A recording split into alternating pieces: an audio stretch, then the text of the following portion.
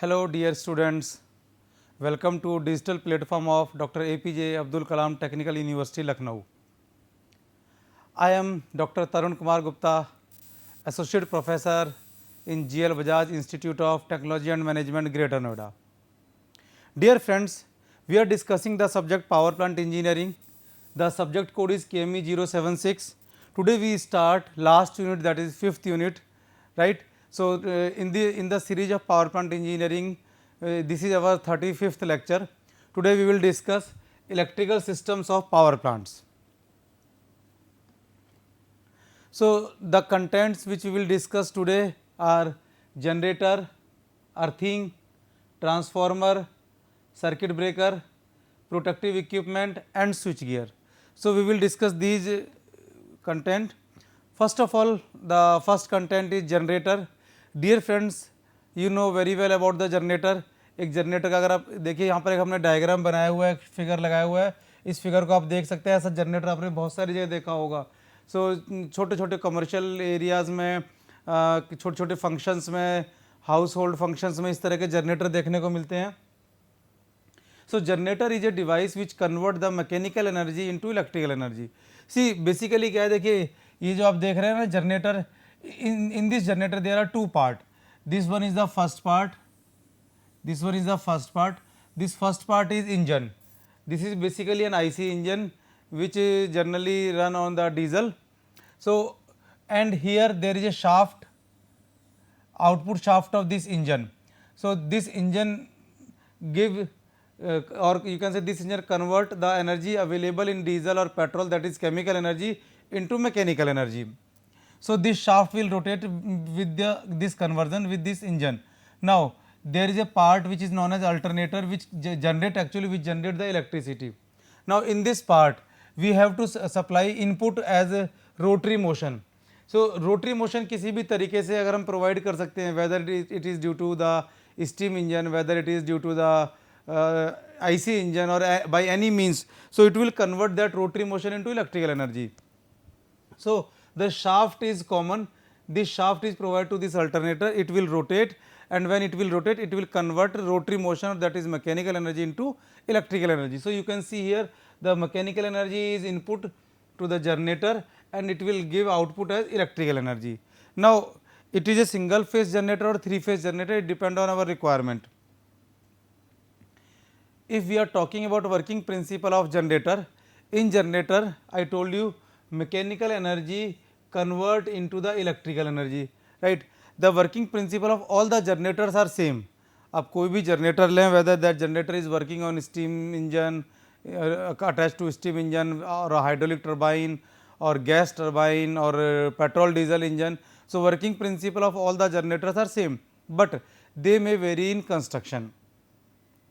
In general, a generator has two main part. कौन कौन से दो मेन पार्ट्स होते हैं जनरेटर के, अगर आप देखें, one is coil, other is magnet. So there are two main parts of the generator and all the generator works on Faraday's law of electromagnetic induction, right. What is Faraday's law of electromagnetic induction? अगर हम बात करें Faraday's law of electromagnetic induction क्या है? Dear friends, this is an important point.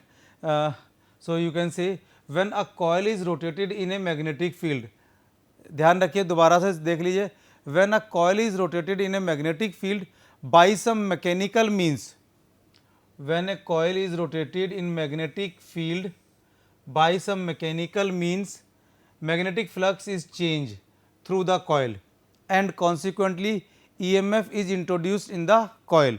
So, this is the working principle of generator. अब हम बात करते हैं टाइप्स ऑफ जनरेटर की.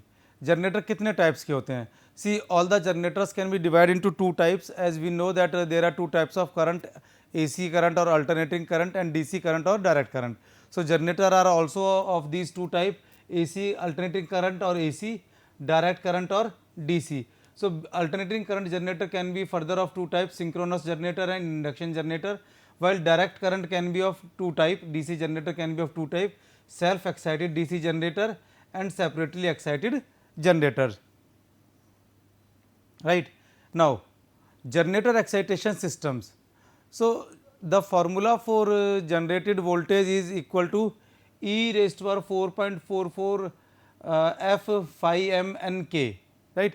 It means generated voltage depend on speed. Speed is represented by F, flux density, that is phi m, it is mean flux density, number of turn, that is n, and winding factor, that is k.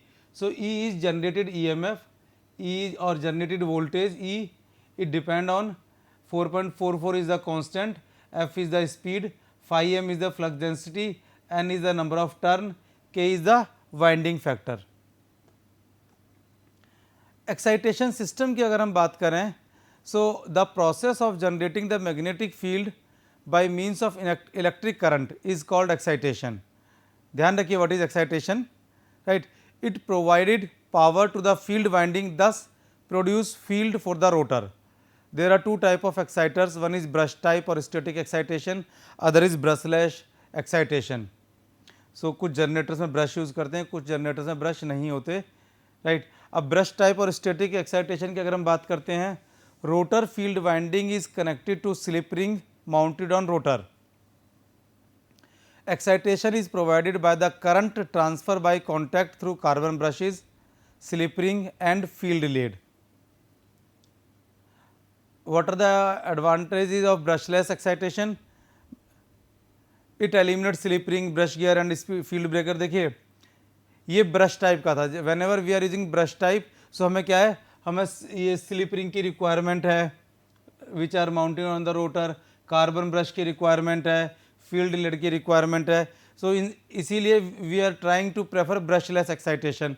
अगर brushless excitation हम लोग prefer करते हैं, so brushless excitation you can see there are few advantages that it eliminates slip ring, brush gear and field breaker. so जो brush excitation में आपको requirement थी slip ring की, brush gear की, field breaker की, so ये यहाँ पर required नहीं है. also it eliminates all the problems associated with the transfer of current via sliding contact. so ये problem भी यहाँ पर eliminate होती है. एक और यहाँ पर elimination है, eliminate the hazard of changing brush on load. और साथ में कहता है ब्रश घिस जाते हैं तो बार बार टाइम टू टाइम ब्रश को चेंज करना पड़ता है. So when there is a brushless excitation, brush ही नहीं है तो चेंज कहाँ से करोगे, राइट? और एक और चीज़, brush losses are eliminated. So these are the advantages when we are using brushless excitation system. इसके बाद हम नेक्स्ट टॉपिक पर चलते हैं, अर्थिंग पर. अगर आप इस फिगर को ध्यान से देखें, इस डायग्राम को, तो इस डायग्राम से आपको समझ में आ रहा होगा क्या है. देखिए in this diagram what I want to show कि अर्थ में एक गड्ढा खोद दिया है, पिट खोद दिया है, और उस पिट में एक कॉपर का पाइप लगा दिया है और उस पाइप से एक वायर कनेक्ट किया हुआ है. आप देख सकते हैं इसको, राइट? अब इसका पर्पज़ क्या है? इसका पर्पज़ है, इसको हम कहते हैं अर्थिंग करना. अब अर्थिंग क्या होती है, क्यों करते हैं, what is the concept of earthing? So coming slides में आपके साथ ही हम डिस्कस करेंगे. The first one which I want to discuss about earthing is concept of earthing system. Means और you can say what is the need of earthing system. So all the people living or working in residential, commercial and industrial installation, particularly the operators of machine and personals who are in close operation of contact with the electrical system and machineries, should essentially be protected against possible electrification, right? To achieve this protection, earthing system of an installation is defined, designed and installed according to standard requirement. Dear friends, कई बार आपने सुना होगा, जैसे बारिश के दिनों में हम कहते हैं कि करंट आ गया घर में, वॉशिंग मशीन में, फ्रिज में, कभी कभी माइक्रोवेव में या किसी और इलेक्ट्रिकल डिवाइसेस में कभी कभी करंट आ जाता है, right? We feel some current. So कभी कभी क्या होता है, वो करंट की इंटेंसिटी इतनी ज़्यादा होती है कि इट कैन बी डेंजरस. सो उससे बचने के लिए क्या करना चाहिए? उससे बचने के लिए हमें उस सिस्टम को अर्थिंग कर देना चाहिए. अगर आपने पहले सुना हो, पहले जब कूलर हुआ करते थे मेटेलिक बॉडी के, सो मेटेलिक बॉडी के जो कूलर थे उसमें करंट बहुत ज़्यादा आ जाता था और कभी कभी उसमें डेथ भी हो जाती थी. तो इन सबको अवॉइड करने के लिए earthing is a solution. Earthing आप कर सकते हैं घर में, और उस डिवाइस को जहाँ पर आपको लगता है करंट आ सकता है, इलेक्ट्रिकल डिवाइस है, सो उस डिवाइस में आप अर्थिंग कर सकते हैं, राइट? अर्थिंग करने से क्या होगा कि whenever there is a current in the body itself, so वो जो करंट है बॉडी का वो अर्थ में चला जाएगा, और जो पर्सन उसको ऑपरेट कर रहा है उस पर्सन को वो करंट फील नहीं होगा. So our person is safe. ठीक है, दिस इज अ कंसेप्ट और this is a requirement of the earthing system. अब अगर हम अर्थिंग की और आगे बात करें, So earthing of the system is connecting any one point of electrical system to the ground, right.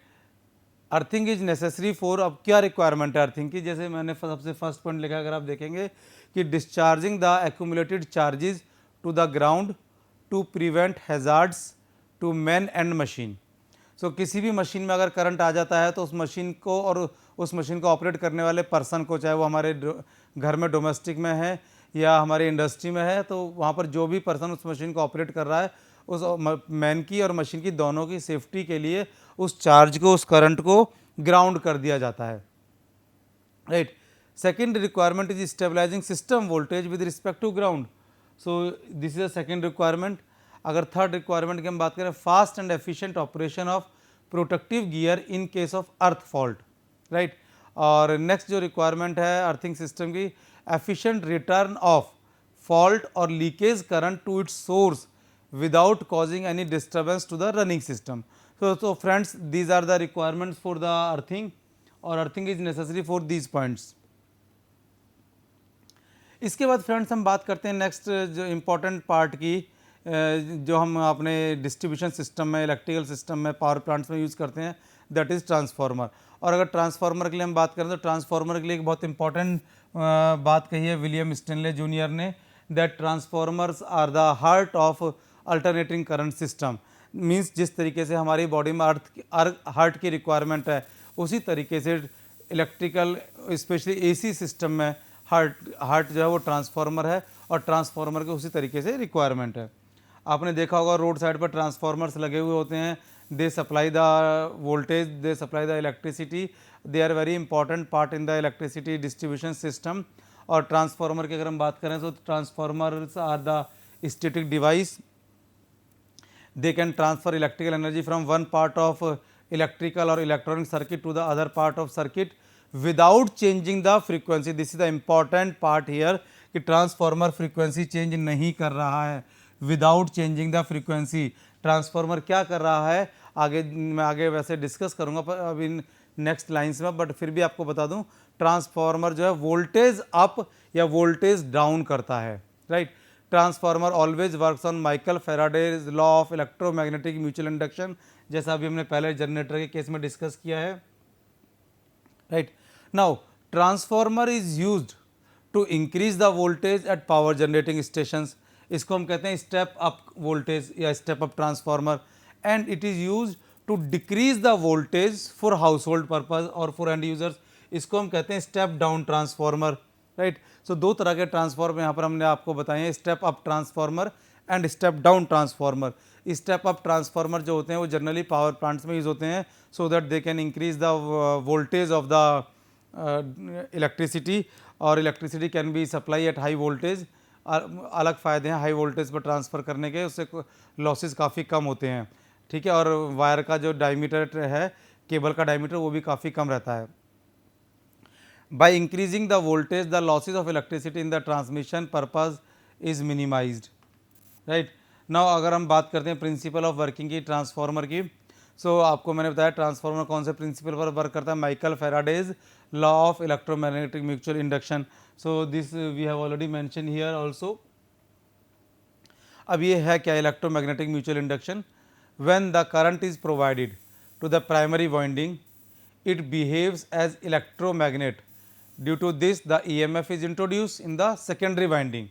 ध्यान रखिए, एक प्राइमरी वाइंडिंग है, एक सेकेंडरी वाइंडिंग है, दोनों वाइंडिंग आपस में कनेक्ट नहीं है, प्राइमरी वाइंडिंग अलग है, सेकेंडरी वाइंडिंग अलग है, ठीक है।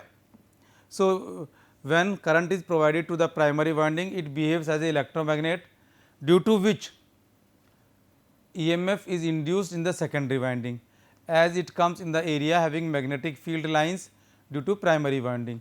So what will be the secondary line, secondary winding voltage? अगर हम सेकेंडरी वाइंडिंग वोल्टेज की बात करें तो एक फॉर्मूला हमने दिया जिससे हम आसानी से कैलकुलेट कर सकते हैं, that secondary winding voltage is equal to NS into d∅dt, right. So where VS is the secondary winding voltage and NS is the secondary winding turn. So कितना यहाँ पर जनरेट होगा वोल्टेज, ये यहाँ से आसानी से कैलकुलेट किया जा सकता है। ट्रांसफार्मर के कंस्ट्रक्शन की अगर हम बात करें, कंस्ट्रक्शन पॉइंट ऑफ व्यू से, या आप कह लीजिए important part of the transformer अगर हम बात करें, so the first one is the laminated core. Core is the important part. Core are design not to have current in it, but still there is a leakage of current or the eddy current present in it. So to minimize these currents, the cores are laminated. So cores को laminate किया जाता है so that आपस में contact में ना रहें और current इनमें से लीक ना करे, बट स्टिल कुछ करंट यहाँ पर लीक करता है.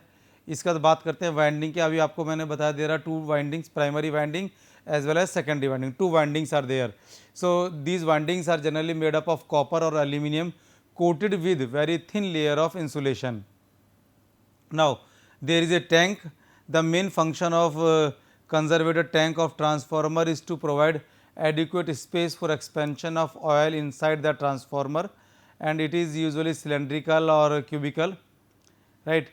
ऑयल की ज़रूरत क्यों होती है? ऑयल की ज़रूरत क्यों होती है?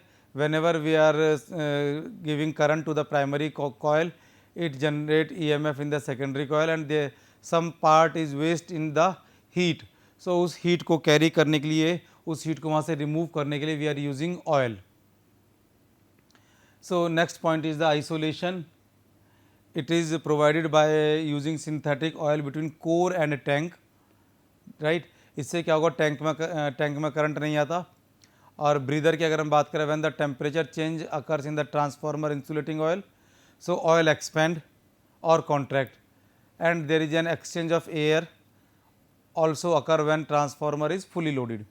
So when transformer get cooled, the oil level goes down and air get absorbed within. So this is known as breather. अगर आप ट्रांसफार्मर को ध्यान से देखते हैं तो हर ट्रांसफार्मर में एक ब्रीदर होगा, इस तरीके से लगा हुआ होगा.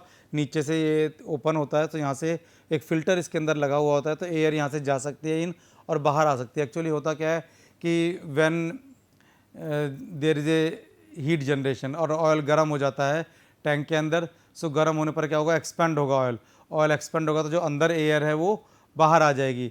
और अगर मान लीजिए EMF जनरेशन कम हो रहा है और ऑयल जो है, now oil is getting cooled, oil का टेम्परेचर कम हो रहा है तो it will shrink, and when it will shrink it, तो कुछ क्या होगा कि अंदर कैविटी फॉर्म होगी तो एयर अंदर जाएगी टैंक के. सो इस ब्रीदर के थ्रू ही एयर अंदर जाती है, राइट.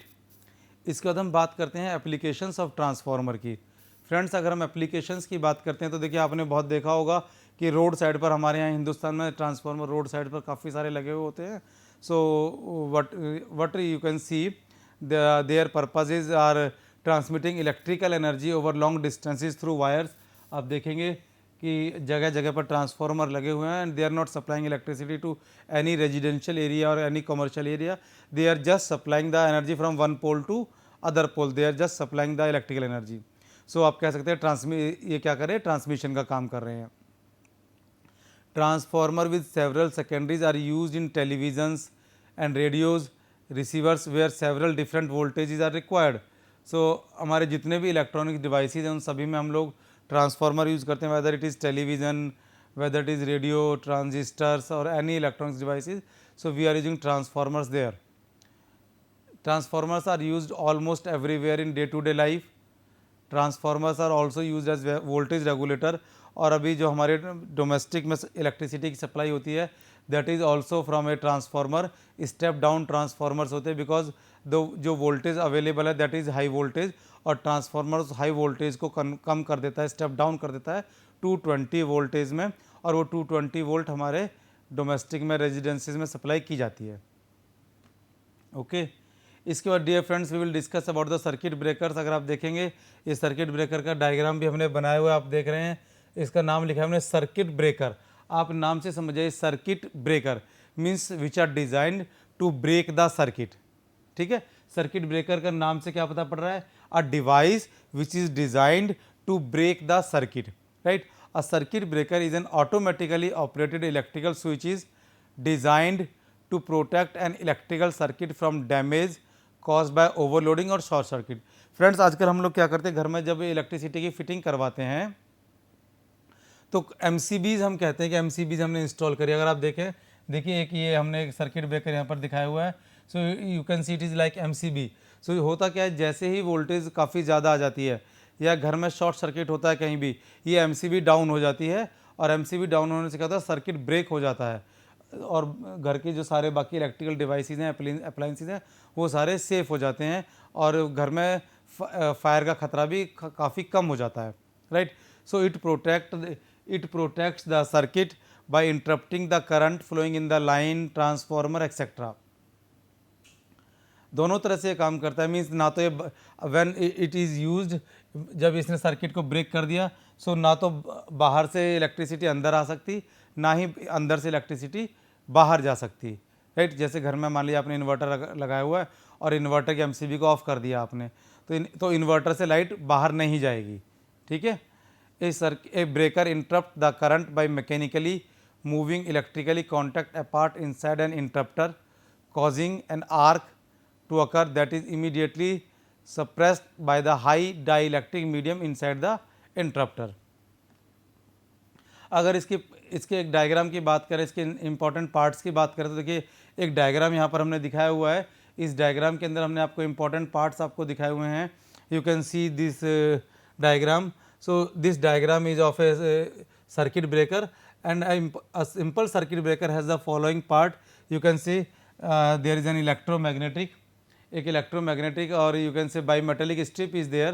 अब bimetallic strip है, bimetallic strip means it is made up of two metals, right? two different metals से ये बनी हुई है।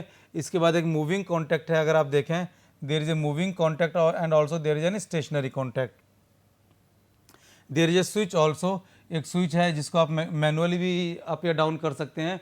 there is a switch, right. So manually up and down आप कर सकते हैं। और अगर मान लीजिए सर्किट में कहीं प्रॉब्लम आ गई, स्विच डाउन हो गया, नीचे आ गया है ये switch, so when you check the circuit and you correct the circuit, you repair the circuit, तो इसको आप मैनुअली अप कर सकते हैं सो दैट कि इलेक्ट्रिसिटी सप्लाई फिर से शुरू हो जाए, चालू हो जाए। There are two terminals, upper and lower terminals. You can see one is this terminal, other is this terminal, right, and one is there is a catch. So there is a catch. So अभी देखिए जो दो terminal है ये क्या है, these two terminals are use for input and output. In most of the cases input is from here, input from lower terminal and output from the upper terminal. यहाँ से आउटपुट हमें मिलती है यहाँ से, ठीक है। सो ये इंपॉर्टेंट पार्ट्स हैं सर्किट ब्रेकर के। इसका तो वर्किंग की बात करते हैं हम सर्किट ब्रेकर की। Basically circuit breaker consist of a simple switch connected to either an electromagnetic or a bimetallic strip. Now when the current reach to onward to the unsafe level, मैंने बताया short circuit हो सकता है। Short circuit में कितना current होता है, almost आप कह सकते हैं infinite, right. So when the current reach onward to the unsafe level, then the electricity magnetise the electromagnet and electromagnet is strong enough to pull down a metal lever connected to the switch linkage. Due to this operation the entire linkage shift, tilting the moving contact away from the stationary contact to break the circuit and thus electricity shut off। अब अगर हम बात करें कि भाई हम fuse भी तो यही काम करता था।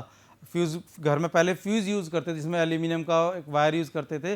तो फ्यूज़ का काम क्या था कि अगर कहीं ज़्यादा इलेक्ट्रिसिटी, ज़्यादा वोल्टेज आ रही है तो फ्यूज़ मेल्ट हो जाता था। So what is the difference between fuse and circuit breaker? You can से these are the function of the fuse. Fuse perform both detection and interruption function, right। अगर हम इसकी बात करें सर्किट ब्रेकर की, it perform interruption function only. The detection of fault is made by the relay system. So एक problem यहाँ पर है, fuse is completely automatic and small in size, right। इसमें क्या है, it can require relay for automatic action and large in size. Its operating time is very small. It is about 0.002 second. Its operating time is 0.1 to 0.2 second. It require replacement after every operation. And इसमें क्या है कि no need for replacement। अब देखिए बाकी कोई भी advantage नहीं है फ्यूज से। इसमें अगर आप देखें फ्यूज में ये इतने सारे एडवांटेज हैं, राइट, लेकिन ये एडवांटेज हैं फ्यूज के, but there is one disadvantage. अगर घर में कोई भी नहीं है, हमारे घर में कोई छोटा बच्चा है, घर में फीमेल है and they are not able to change the wire of the fuse, तो क्या होगा, वो अंधेरे में ही रहती थी। और इस केस में केवल यही एडवांटेज है कि no need to replacement, just आप स्विच ऑन कर दीजिए, या एक हर अपने रूम के अलग अलग एमसीबीज यूज़ की हुई हैं, सो उस रूम की लाइट चली जाएगी, बाकी सभी में लाइट आती रहेगी। इसके बाद फ्रेंड्स हम बात करते हैं प्रोटेक्टिव इक्विपमेंट की। प्रोटेक्टिव इक्विपमेंट होते क्या हैं? So the device is use to protect an employees from injury और illness resulting from contact with chemical, radiological, physical, electrical, mechanical or other workplace hazards. So this statement is given by the OSHA. The need for protective equipment and the type of protective equipment is based on hazards present. Each situation must be evaluated independently. जैसे देखिए कुछ हमने अब यहाँ पर क्योंकि हम electrical की बात कर रहे हैं, सो कुछ इलेक्ट्रिकल सेफ्टी डिवाइसेस यहाँ पर हमने दिखाए हैं। अगर आप देखना चाहें सो देखिए there is a plastic glove, long plastic glove, cap, helmet and jackets, lens, you can see stick, you can see the various screwdriver and other devices which can be used, rubber boots are there, wooden sheets can be used. So these are the few protective equipment which we can use for the protection of our persons who are working directly with the electricity, right. इसके बाद एक बात करते हैं switch gear की। देखिए एक switch gear यहाँ पर हमने यूज़ किए हुए हैं। Switchgear is the combination of electrical disconnect switches, fuses और circuit breakers use to control, protect and isolate electrical equipment. अब देखिए पहले सर्किट ब्रेकर हमने यूज़ किया था। सर्किट ब्रेकर में आपको बताया कि रिले आपको अलग से लगानी पड़ेगी। सो सर्किट ब्रेकर की जगह हमने यहाँ पर क्या है, एक स्विच गियर यूज़ किया है। और स्विच गियर का function it is a combination of disconnect switch, fuse, circuit breaker. क्या पर्पज़ है इसका? Its purpose is to control, protect and isolate electrical equipment. Switch gear is used both to de-energize equipment, to allow work to be done and to clear faults downstream. Types की बात करते हैं। There are two types of switch gears, high voltage switch gear and low voltage switch gears. Generally electric board switch gear rated up to 1 kilowatt is called low voltage switch gear, and higher if they are used higher than 1 kilowatt they are known as high volt switch gear. The most common use of low voltage switch gear is in low voltage distribution board. अगर use की बात करें switch gear का uses क्या है? In the case of an electrical surge an effective switch gear will trigger, automatically interrupting the flow of power and protecting the electrical system for the damage. Switch gear are also used for de-energizing equipment, for safe testing, maintenance and fault clearing. So thank you dear friends, thank you very much.